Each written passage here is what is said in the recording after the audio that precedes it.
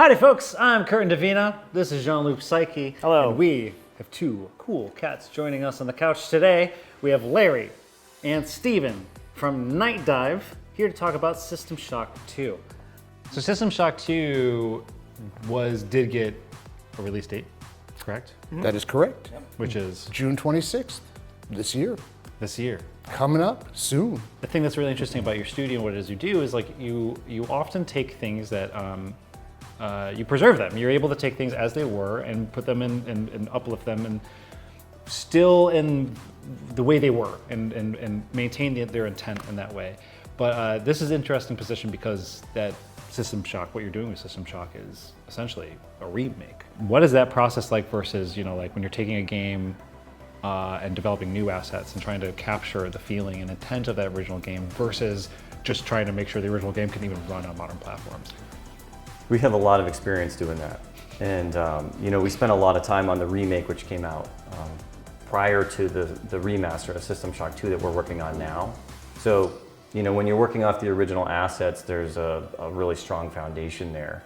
And we've learned through our prior releases like Quake and Quake 2 how far we should really push it before it starts becoming not unrecognizable, but before it starts taking on some like Nightdive kind of aesthetics and tones.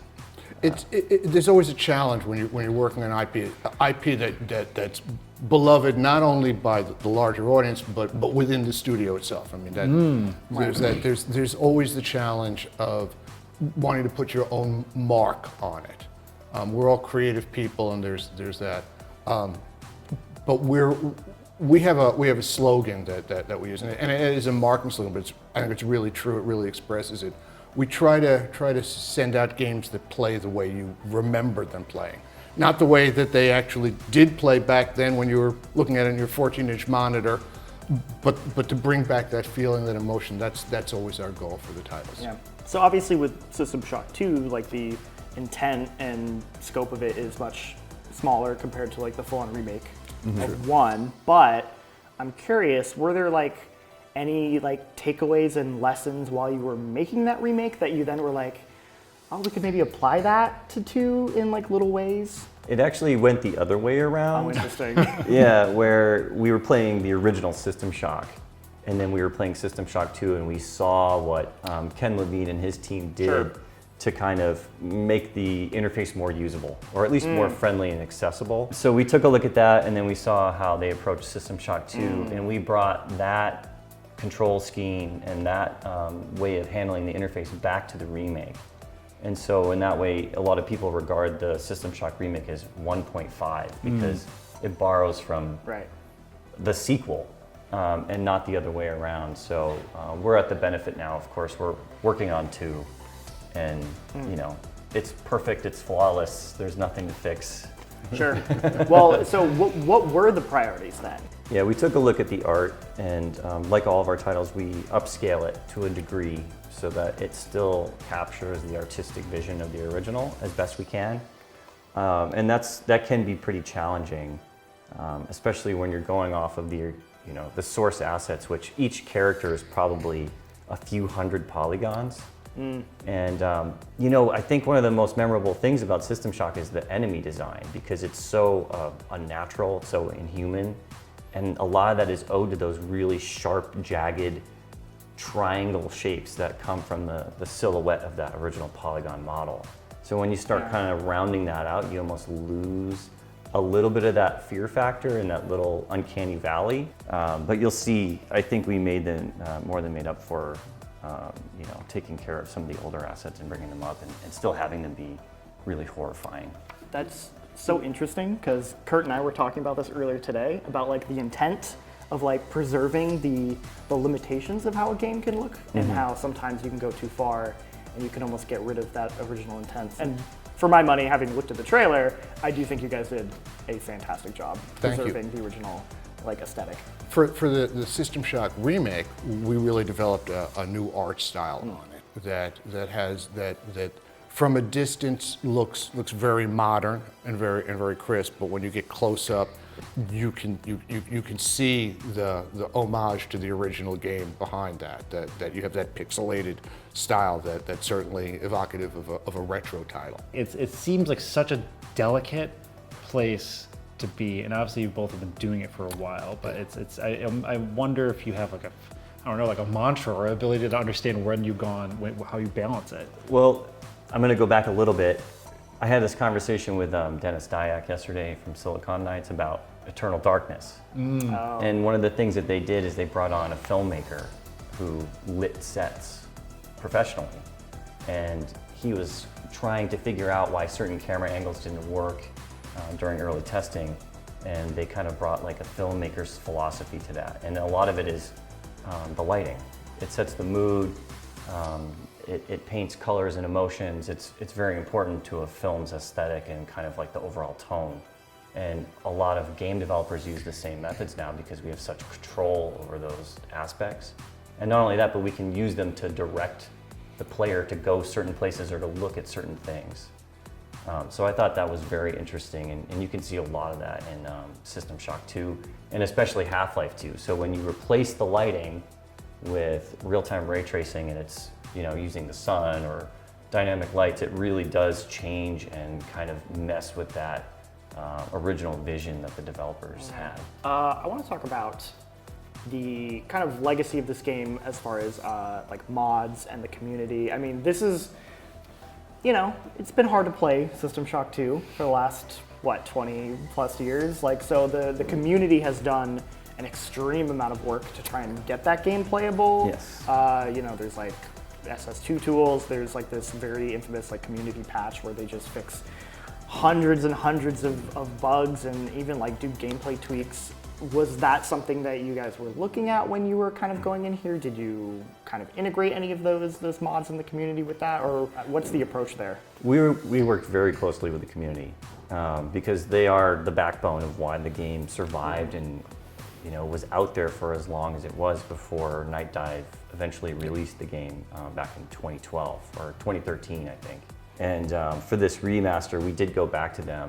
We said, hey, can we use this for one thing? Can we have your permission to use this? And two, do you want to come and work for us? And we hired a number of people from the ss2.org community to directly work on the game. And because it's been in development for so long, they've had their hands on a number of other titles. It's just been invaluable. Their experience and their knowledge of the game has really brought it up to the level that I think it deserves. And that's been part of Nightdive's DNA since the beginning. A lot of our developers came out of the Doom community, people who had been modding that and keeping that alive. And we hired them because they had the skill set that we needed, but we also knew that they were really fans of what made the games great in the first place. So it was a natural fit there. And we did the same thing with System Shock. You hire people that love the game. I was curious about preservation and just in general. I mean, like, I know it's like the nature of what it is you do, but I mean, as you may know, you've been the 20-something GDCs, so you've seen it through the years, but I mean, it still feels like we're struggling to be able to properly kind of preserve stuff, but most importantly, actually have it playable. And just how you're feeling about that in general, and like what you're continuing to do to try and push it. 2025 is a lot better year for that than 2013 was.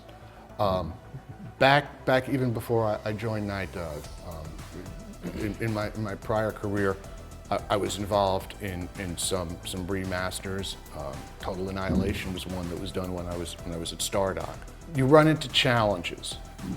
In the before times, in the seminal days of game development, I don't think we realized how important games were going to be, or that there was going to be, that it would be continuing on to the future. So source code was not always stored. When it was stored, back in the 90s especially, it was often stored on media. Media, unfortunately, decays, right? Floppy disks get lost, magnetic tape is no longer readable, CDs get scratched. I mean, We all know that the kinds of things that can happen on that. That's on the game code. And for System Shock, for System Shock 2, we never did find the source code for that. In order to get to the game that you're seeing today, it had to be reverse engineered, which is why it took us as long as it has. Stuff was just not considered that important. The other component that goes with it is it's not just the code, right? There's a legal element, permissions that have to be granted. And contracts were not stored digitally. So you'll be talking to somebody about a game that you love, and you know that they were the publisher of it, you know that they had, as my attorney would say, certain rights to it, and you ask them about it, and they can't tell you where the rights are because the contract was on paper, and it was put in a box someplace. I always used to say, you know, the end scene of Indiana Jones and Raiders of the Lost Ark, where the box is put in a room with a million other identical boxes. So go find it. That has been a challenge. But on the positive side, years ago when we talked about remastering games, when we talked about bringing games that were no longer playable back for the audience, people said, why? Who wants it? This is an old game. We have a new game coming out. And that's sad. I mean, that's to me like when, you know, when the storage of original films goes on fire. Just to see that event. That said, partially through Nightdive, partially through and homage to them, the folks over at Good Old Games, now GOG.com, for really blazing the path. People understand that there's going to be importance to this, and so there's a lot less resistance to that. But there's another aspect of preservation, and I often say this: if we all agree that games are art, then the people that make them are artists. And you know, we've done some work on deep dives. We've done a number of things so that their voices are not lost. I had a chat. Was published a couple of weeks ago with Paul Neurath and Warren Spector, and without them, there would be no System Shock. So it's important to remember that there are real people that are involved in these as well. I think my favorite trend in remasters lately is when they include a trade show demo. I think that's so cool. That just like, here's this short special demo that was like from, you know, E3 whatever, and it's like almost the same, but it's not quite the same as the full version. Or we did that in stuff. Dark Forces, actually. Yes, there was Yes. the CES demo that I didn't know existed until Lucas had delivered the assets. I'm like, there's a whole nother level that got built that never shipped with the game, and you're on a Star Destroyer. So it wasn't finishable at first. Right. And so Lucas was like, you could put this in your game in the vault, but you have to finish the level so that players don't get stuck. So that was really cool. We built like level editing tools, and we cleaned it up and made it an experience all on its own. And that was probably the coolest thing that we've included in any of our vaults. Let me just say that one of the reasons why we've been able to do such important work is because we've had partners that have cooperated with us and have contributed to it. You know, we've worked with NBC for I guess over a decade now, beginning with Turok 2, the Turok 3 and the capstone of the trilogy, and The Thing. They were really helpful in contributing assets. I have been overawed by the amount of stuff that Disney and Lucas have preserved and have offered to us for titles. So, you know, the world is getting better, at least in that regard. All I can say is you're doing God's work. At least for people like me, because I've never been able to play System Shock 2. And now I will be able to, which is sick. Thank you so much for being here. Really, really, really appreciate it. It's truly our pleasure, and it's important to us to get the message out to people that preservation is important. Damn Skippy. Agreed. Larry, Steven, I'm Curtin Davina. This is Jean-Luc. You've been watching GameSpot. System Shock 2 comes out June 26th. You knew it. All right, folks. See you later.